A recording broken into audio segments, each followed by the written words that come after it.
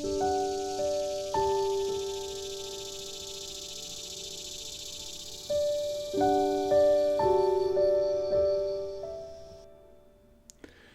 the Book of Mormon's opening verse, Nephi begins his revelatory biography by saying, "I, Nephi, having been born of goodly parents."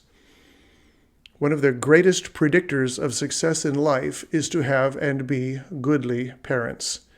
What does goodly mean, and how does it apply to us? In this address, I will define the term and how it relates to your life and the good life, and whether or not okay is good enough for us.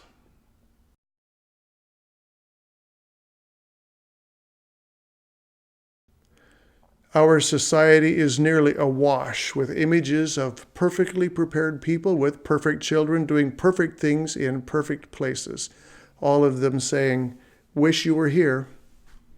How real is that? Has your stomach churned at the emptiness and the lie behind that idyllic, pain-free front? Or does your anxiety redline because your life doesn't match theirs? Dictionaries available in Joseph Smith's day define the term goodly as good-looking, pleasant, agreeable, or desirable.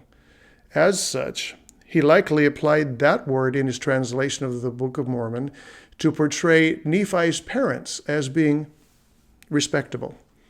Using today's slang, we might call them goodish. Whatever the interpretation, Nephi clearly falls short of calling them perfect.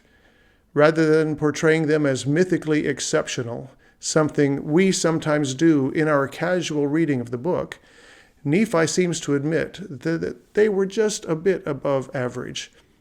Even given all they accomplished, he felt they were just good folks doing the best they could. When thrust into exceptional circumstances, they rose to the challenge.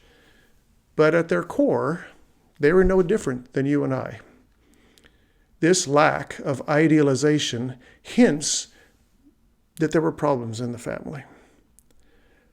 The murderous conflicts and competition among the brothers, which we will address later, certainly supports that idea. Lehi and Sariah were not perfect parents, nor did they raise perfect children, nor did they pretend to be.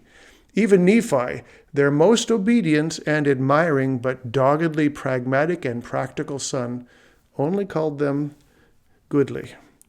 He was not insulting them. After all, in God's eyes, even with his shortcomings, Lehi was good enough to be a prophet in a time when prophets were sought out and slaughtered.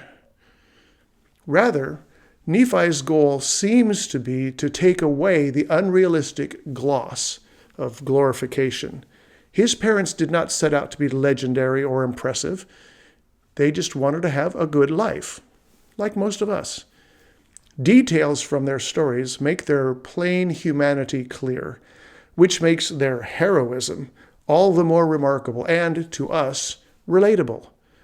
Because of their reliable day-to-day goodness, God chose them to do great things. They did not seek for them. They were heroes because they were regular people who overcame their obstacles and did what they could. One of Nephi's consistent messages is that every person struggles with challenges and weaknesses. In fact, our weaknesses are gifts from God, opportunities crafted to each individual's needs, intended to humble them and help them be more receptive to his guidance. Eventually, as we apply ourselves and apply to him for help, those weaknesses can become strengths. We do not need to be exceptional to overcome them. We just need to do what we can. If you take the long view of life, goodly is all God asks of any of us. In this life, we are not required to be without sin like him. We're not even required to be exceptional, except perhaps when serving him. One of the highest compliments God can give any of us is to call us acceptable. Not fantastic, not awesome, not perfect, or amazingly super great, just acceptable. That means that he has accepted our efforts and ourselves and accepts us into his kingdom. No honor can be greater. He will stretch us. He will try us. He will give us challenges that may wrench our very heartstrings, attempting to show us what he and we together can do.